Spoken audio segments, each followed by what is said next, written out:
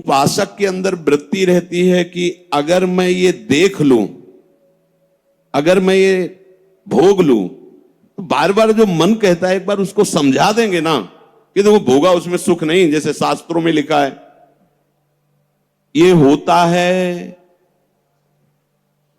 पक्का, ये मत समझो कि किसी एक की बात है, सबके अंदर ये मन की चालबाजी जो तुम्हारे अंदर वही हमारे अंदर, तुम्हारे सबके अंदर। एक बार देख लेते हैं, हृदय में जलन होती है, पीड़ा होती, व्यथा होती।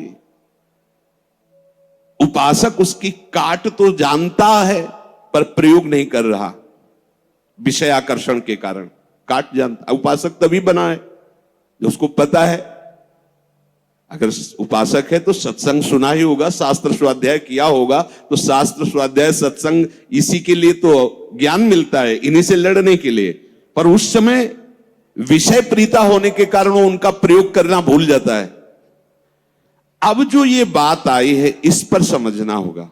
पहली बात तो हमने पूरी आपको बता दी कि कहीं हमको लड़खड़ाना नहीं, निराश नहीं होना, किसी भी परिस्थिति में निश्चित भगवत प्राप्ति होगी। चुप शांत, कहीं कोई इसमें तर्क की कोई गुंजाइश नहीं है। भागवत में लिखा हुआ अगर मेरा भक्त है, अनन्य है, उसके हृदय में नाना प्रकार की विषय वासना है, तो मैं उसके हृदय में बैठकर उसको निर्विकार करता हूं।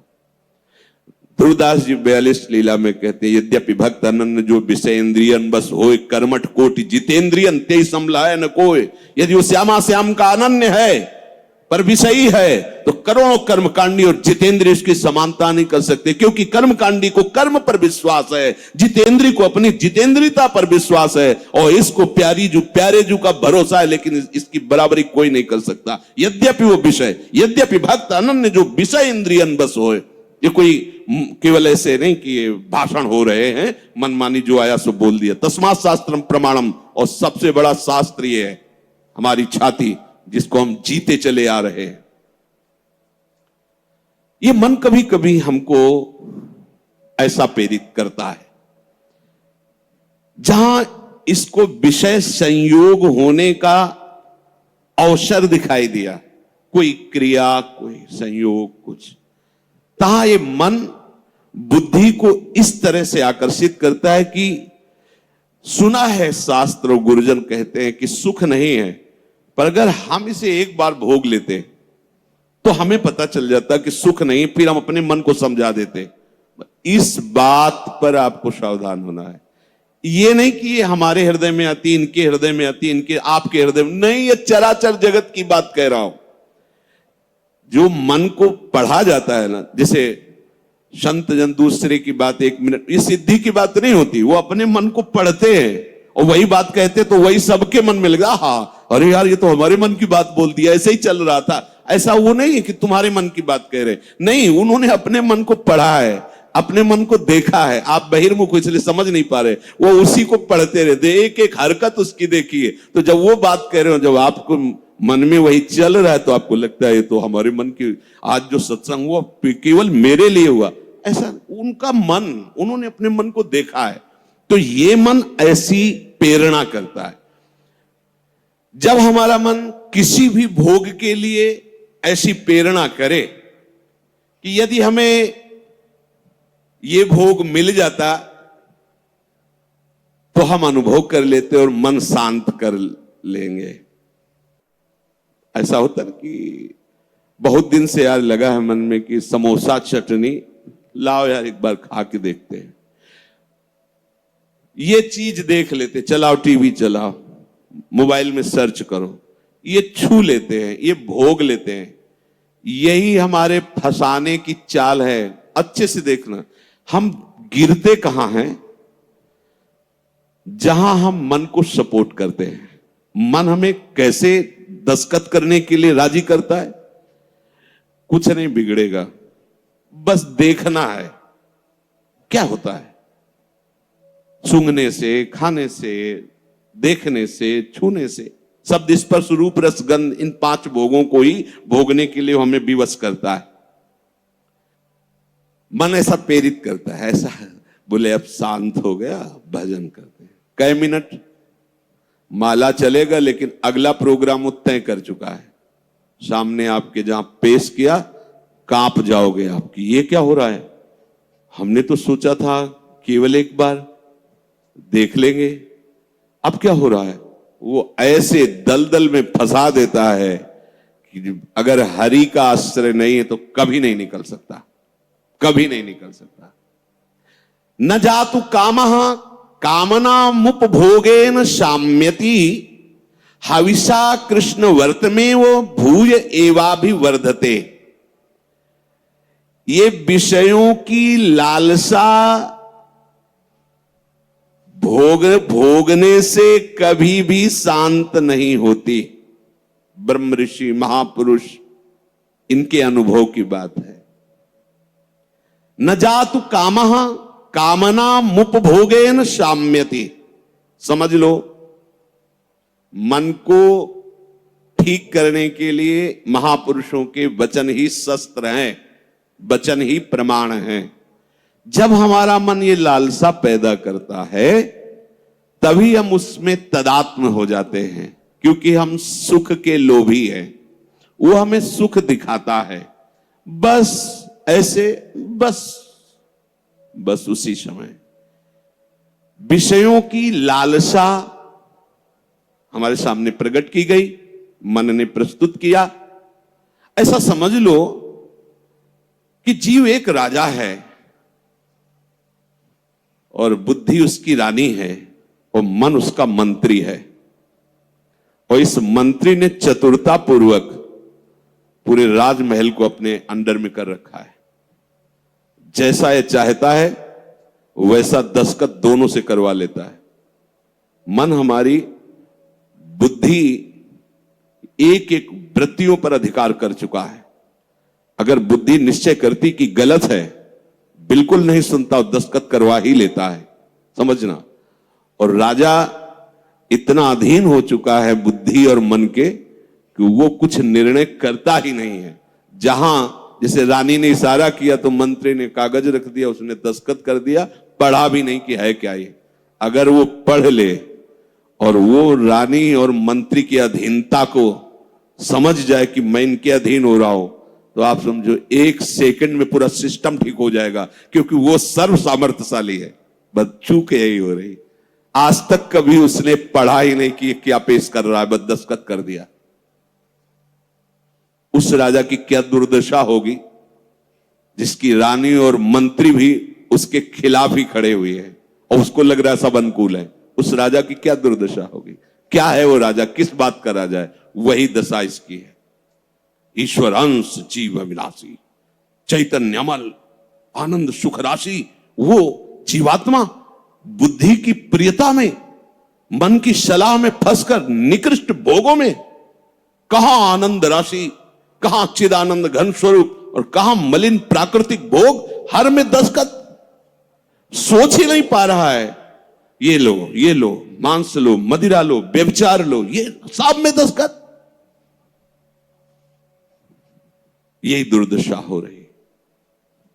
बिना दस्तखत के तुम्हारे ये मन रूपी मंत्री और बुद्धि रूपी रानी कुछ नहीं कर सकती। ध्यान रखना, तुम्हारा सपोर्ट आवश्यक है उसको, और वो तुम्हें एक सेकंड के कम हिस्से में अपने में कर लेता है, क्योंकि आप इतने आसक्त हो चुके हैं बुद्धि में और मन में कि वो निर्णय मन और बुद्धि का न मानकर सीधा अपना मानते हैं। मुझे ये चाहिए, मैंने ये भोगा, मैं ये भोगूंगा, सीधे।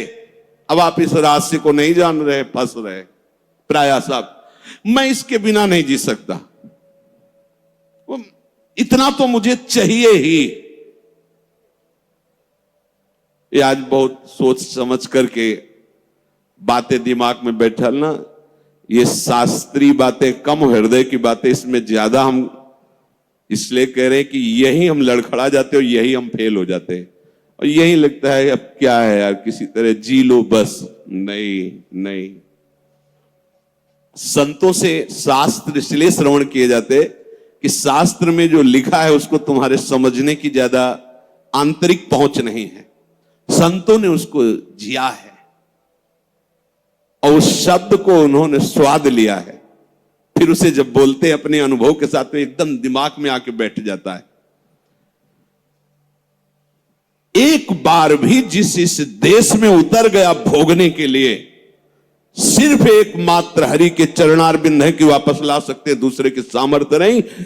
ये ऐसा दलदल है कि वो धंसता ही चला जाएगा, डूब जाएगा, नहीं निकल सकता। और नहीं निकल पाए आज तक, पूरे अनादि जन्म व्यतीत हो गए। आज हरि कृपा से, गुरु कृपा से साधु संग प्राप्त हुआ है, तो हमें ऐसे दलदल से निकाल कर ऐसे स्वच्छ और सुरक्षित स्थान पर उन्होंने खड़ा कर दिया। तो आप सब ध्यान दीजिए, ये मन आपको कैसे फंसाता है। ये आपके सामने आपकी कमजोरी पा गया है। क्या? जीव सुख समुद्र का अंश है, वो केवल सुख चाहता है। ये कमी पा चुका है कि इसको सुख चाहिए, और सलाह और दिशा दोनों गलत हो गई। सलाहकार मन प्रकृति से मिला हुआ है और दिशा विषय भोगों की तरफ चली गई। अब ये जिस विषय को कह देता है ये स्वीकार कर लेता है। अब इस बात को आपको काटना होगा। वो आपके सामने लालसा पेश करेगा सुख भोग की। अज्ञानी कभी इससे नहीं निकल सकता, ध्यान रखना। और भक्त कभी अज्ञानी नहीं होता। बड़े बड़े भक्तों को देख लीजिए, भक्तराज श्री हनुमान जी महाराज, ज्ञानी नाम अग्रगण्यम बुद्धिमताम वरिष्ठम। भक्तराज गरुड़ जी, जिन पर भगवान स्वयं आसन लगाते बैठते हैं, गरुड़ महाज्ञानी गुण राशि। हाँ, भक्त को कोई कहे कि ये तो अज्ञानी, भक्त परम ज्ञानी होता है। दोनों पक्षों का ज्ञान होता है, प्रेम का भी और आत्मस्वरूप के बोध का भी। ज्ञानी एक पक्ष केवल आत्मस्वरूप का बोध और मुक्त हो गया, और भक्त मुक्त होते हुए भी मुक्ति को न स्वीकार करके आगे बढ़कर भगवत प्रेम राज्य में प्रवेश पाता है। न जातु कामः कामानामुपभोगेन साम्यति। ये बात बैठा लिए भाई। ये जो मन आपको पेश कर रहा है कि ये क्रिया हो जाती, ये भोग मिल जाता तो मुझे शांति मिल जाती और फिर मैं आराम से बैठ के भजन करता, सावधान रहना। ये दुश्मन आपको प्रलोभन में फंसा कर ऐसे दलदल में ले जा रहा है जहां केवल हरि बचा सकते, दूसरा नहीं। केवल हरि, केवल हरि, दूसरा नहीं। विश्वास करना, दूसरा कोई नहीं बचा सकता इस दलदल से, क्योंकि आप बचना ही नहीं चाहेंगे। ये ऐसी मृत्यु है कि इससे आप हंसकर गले लगाएंगे, इसके लिए तड़पेंगे।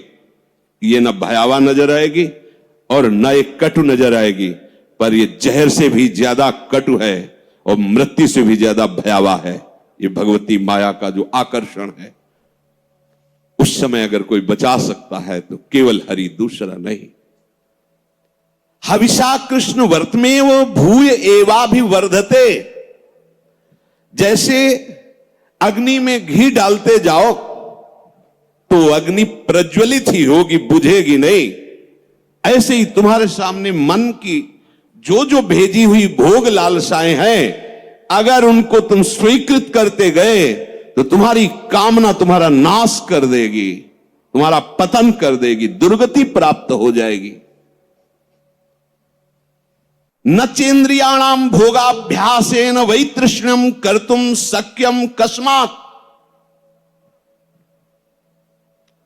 भोगों के भोगने से विषयासक्ति, इंद्रियों की भोग चंचलता बढ़ती है। अतः कभी भी भोग भोगने से सुख और शांति नहीं प्राप्त हो सकती। ये वो महापुरुष जो भूत भविष्य वर्तमान तीनों कालों का ज्ञान रखने वाले हैं, और ऐसा ही आप भी अनुभव करके देख चुके हैं। जो गृहस्थ में है या जो विरक्त है, तो अभी विरक्त हुए हो 10-5 वर्ष से, अनादिकाल से भटक रहे हो, तो विषयों में ही तो भटक रहे हो। केवल अभी ये लगता है आपको, ये नया स्वप्न है तो लगता है कि हमारा जन्म पता नहीं हुआ कि नहीं हुआ, हमने तो जीवन में कभी भोगा नहीं। अरे बहुत पुराने हो, पुराण पुरुष पुरुषोत्तम के अंश हो, तो तुम भी पुराण सनातन हो। अब इस भोगाभ्यास की तरफ कदम यदि बढ़ाया तो जीवन संकट में फंस जाएगा। इसको रोकने से बात बनेगी, ना से बात बनेगी, हां से नहीं। इसमें हां नहीं। ये इतना जिद्दी स्वभाव का मन है कि लाखों बार तुम ना करोगे तो उसके ऊपर भी हां कराने की कोशिश करेगा वो। ये हारने वाला नहीं। अगर आप ना ही करते रहे तो आपके अधीन होकर मंगल मूर्ति हरि का स्वरूप हो जाएगा, ये भी ध्यान रखना। पर इसके ना के बाद जो इसकी व्यथा पैदा होती है उसको सहना किसी महात्मा के बस की बात है, विषयी भोगी पुरुषों की नहीं। अगर उसे कोई, जब मन को ना कहा जाता है और फिर वो जो व्यथा पैदा करता है, उस व्यथा को जो सह जाता है वही परम पद का अधिकारी होता है। यम ही न व्यथ्यन्ते ते पुरुषम पुरुषर्षभ सम दुखा सुखाधीरम स्वमृतत्वाय कल्पते। वो अमृत पद का अधिकारी हो जाता है। आप अमृत पद के अधिकार के लिए ही निकले, इसलिए सहना पड़ेगा। और वास्तविक सहना है ही नहीं, भ्रम है। अगर थोड़ा सा विवेक जागृत हो जाए तो हंसकर निकल जाओगे, कोई जलन नहीं, कोई परेशानी नहीं, ये केवल माना हुआ है। जो हम देख रहे हैं कि सामने वो सर्प है, वो है रस्सी। हम बड़े बड़े मंत्रवेत्ता बुला रहे हैं, बड़े बड़े अनुष्ठान कर रहे हैं, उससे क्या होगा? वहां कोई फर्क पड़ने वाला है? कदम नहीं बढ़ रहा, डर रहे हैं, पर है क्या रस्सी। एक का जब पता चला तब एकदम भय खत्म हो गया। कुछ नहीं, मेरा गोविंद ही सब रूपों में लीला कर रहा है। जहां ये असलियत पता चला तो कोई क्लेश नहीं, कोई हंसी आएगी, अपने ऊपर हंसी आई। का फंसा था, जैसे ठूंठ को भूत मानकर भयभीत हो रहे, पर जब नजदीक गए तो हंसी आएगी। इसको भयभीत, ये तो लकड़ी का ठूंठ है, इसको न चेन्द्रियाणाम भोगाभ्यासेन वै तृष्णम कर्तुम शक्यम कस्मात्। कोई ऐसा नहीं कि भोग भोगते हुए अपनी इंद्रियों को, मन को शांत कर सके। त्यागात शांति। और हमारा मन हमको क्या सलाह देता है? भोगा शांति। भोग लो तो शांत हो जाओगे। अब थोड़ी देर के बाद फिर चैन से भजन। मूर्खता नहीं, तस्मात् शास्त्रम प्रमाणम। पर ये जो मन व्यथा पैदा करता है, ध्यान रखना, सह वही सकता है जिसका नाम चल रहा होगा। राधा राधा राधा। हम कई बार उपासक जो नजदीक होते हैं, किसी भी अचानक पूछते हैं कहां हो, बोलो बोलो कहां हो जी, कहां हो, क्या चल रहा है? मंत्र चल रहा है, नाम चल रहा है, वाणी जी चल जी। नहीं तो क्या चल क्या रहा है? कहां हो? अब चलने लगा, ऐसे अब चल। हर समय ऐसे ही आपको टोकना है, देखना है। जिस समय आप नाम से रहित होंगे उस समय दी हुई मन की व्यथा को तुम नहीं सह सकते। और नाम चल रहा है तो बीच में आ गया, उस व्यथा और आपके बीच में नाम चल रहा है पूरा कर। जैसे बुलेट प्रूफ नहीं होता, गोली मारी तो छाती में लगती नजर आई पर वो अंदर प्रवेश नहीं कर पाए। वो जैकेट पहने बुलेट प्रूफ, ये बुलेट प्रूफ है। कोई भी विषय आक्रमण जब नाम चल रहा है तो आपको परास्त नहीं कर पाएगा।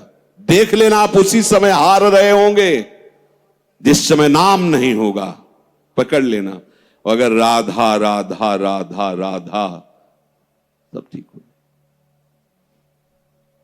विषय भोगने की लालसा मन तुम्हें देगा, तुम अस्वीकार करो।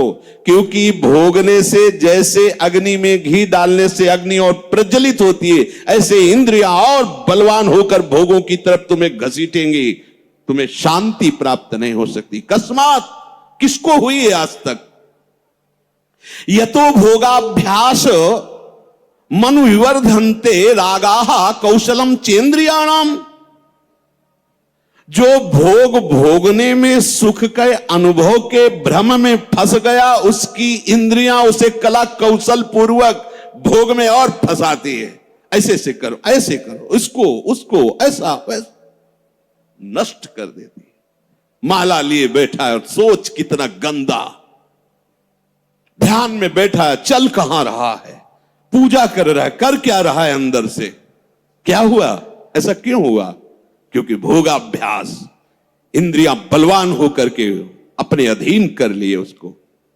यद्यपि मृषा, बात झूठी है, कैसे अधीन हो सकता है?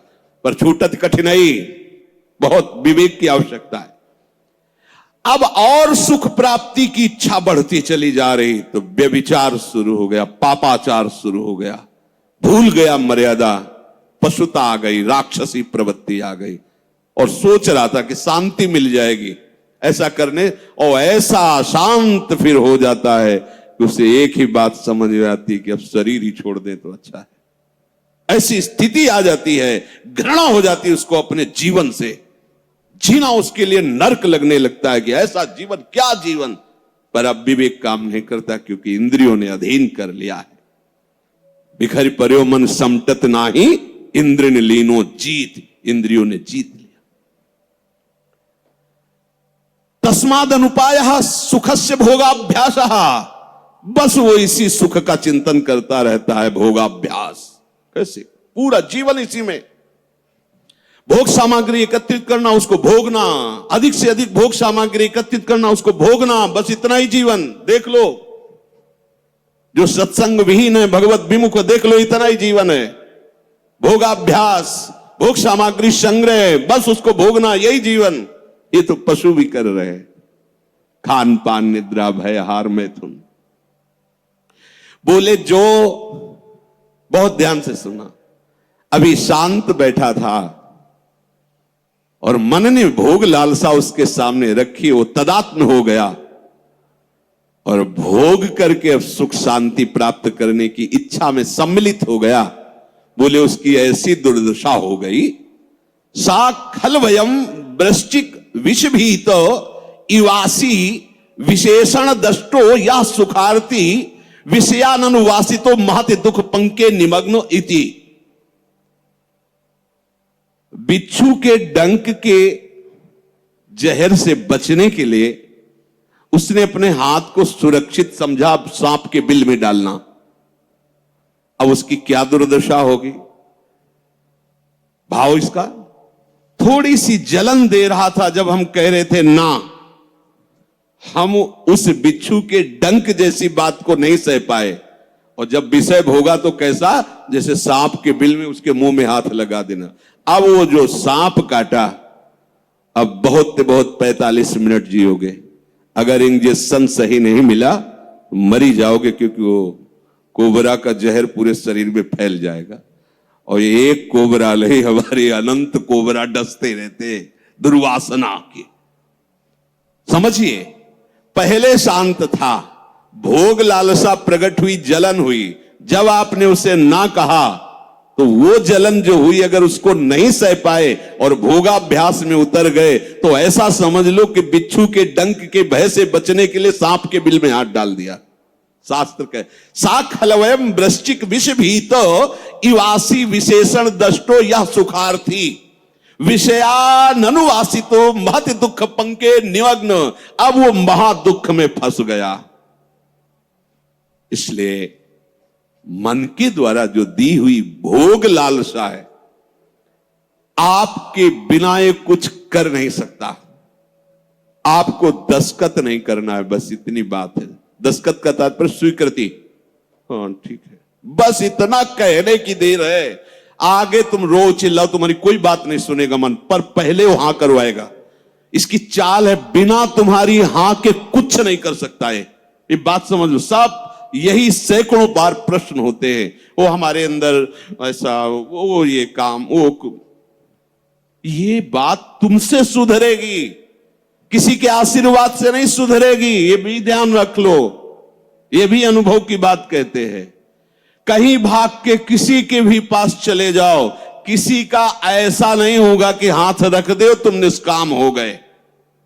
वो तुम्हारी स्वीकृति है, वो सत्संग के द्वारा स्वीकृति। आप बदलिए, आप नहीं बदलेंगे तो किसी की सामर्थ्य नहीं कि आपका हृदय निष्काम कर सके। ध्यान रखना, वो आपकी स्वीकृति होगी। हां, संत महात्माओं के वचनों के बल पर हम ये स्वीकृति बदलते। जैसे आप सुन रहे हैं, अब इसका आप अभ्यास कीजिए।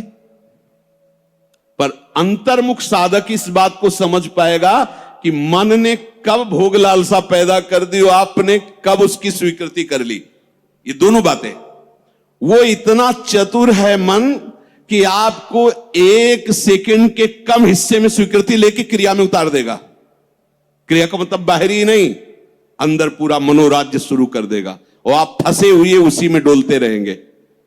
चतुर उपासक हो, चतुर कौन? रामे भजे थे चतुर नर, राधा राधा राधा राधा। क्योंकि जब आप मनोराज्य में विचरण करने लगेंगे तो नाम छूट जाएगा। नाम छूटा मतलब हानि हो गई। पकड़ो, तुरंत पकड़ो। यही हमारा साथी, यही हमारा मित्र, यही हमारा बल है नाम, जो हमें इस मन की दुर्वासना द्वारा घसीटने पर भी नहीं घसीट पाएगा।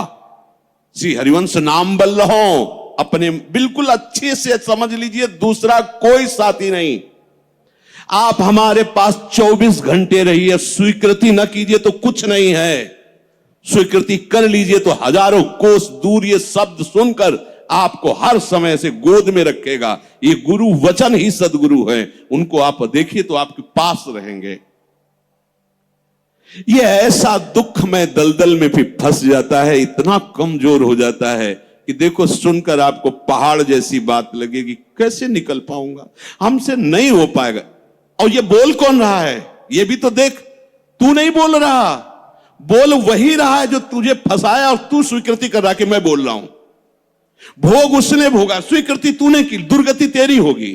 समझ पहले, ये ऐसा जाल है, इसे बिना सत्संग के आप समझ नहीं सकते। साफ का साफ धरा धरा। भगवान कह रहे मना कष्टान इंद्रियाणि प्रकृति स्थानी कर सती, तू मेरा अंश, ममई वांसो, तू मेरा है, और ये प्रकृति का अंश प्रकृति में जा रहा है। तू समझ, तो तेरे ही दस्तखत से, तेरी ही स्वीकृति से तेरी दुर्गति हो रही। स्वीकृति बदल। अब अगर हम मुझसे ऐसी कोई चूक हो गई है तो हमें चिंता नहीं करनी, अब लो नशानी अब ना। अगर ऐसी चूक हो जाए, कभी असावधानी हो सकती, तो हमें निराश नहीं होना। सुख दुखे समय कृत्वा लाभा लाभ हो जाए, ये आप बैठा लीजिए, नहीं तो ये आपको परमार्थ से अलग कर देगी, चाहे आप 20 वर्ष चलें। बहुत बड़ा युद्ध है, वो डट के खाना पानी बांध के युद्ध में आया है। ऐसा वो योद्धा नहीं है कि पानी पीने के लिए छोड़ के चला जाएगा। जब तक वो तुम्हें परास्त नहीं कर देगा तब तक वो हटने वाला वीर नहीं है। काम क्रोध लोभ मोह मद मत्सर, और आप महावीर हैं क्योंकि हरि की शरण में हैं। अगर आप नाम नहीं छोड़ेंगे, देखो 2 ही बातें कही गई, साधन को हरि भजन है, कै सत्संग सहाय। 2 बात पकड़ लो, सत्संग मिल गया मतलब परम पद में आरूढ़ होने की पूरी सामग्री मिल गई। अब आपको नाम नहीं छोड़ना है। जहां नाम छोड़े तो आप समझ लो, हानि हरिवंश के नाम अंतर कहे हनुमंत विपत्ति प्रभु सोई जव तो सुमिरन भजन। अगर नाम चल रहा है और ये जाल बुनकर फंसा भी लिया है तो कुछ भी हमारे संस्कारों को नहीं बिगाड़ पाएगा। ध्यान रखना, नया संस्कार ये पैदा नहीं कर पाएगा, हमारे अंदर निराशा पैदा नहीं कर पाएगा, ये भोगाभ्यास दृढ़ नहीं कर पाएगा, ये हार जाएगा।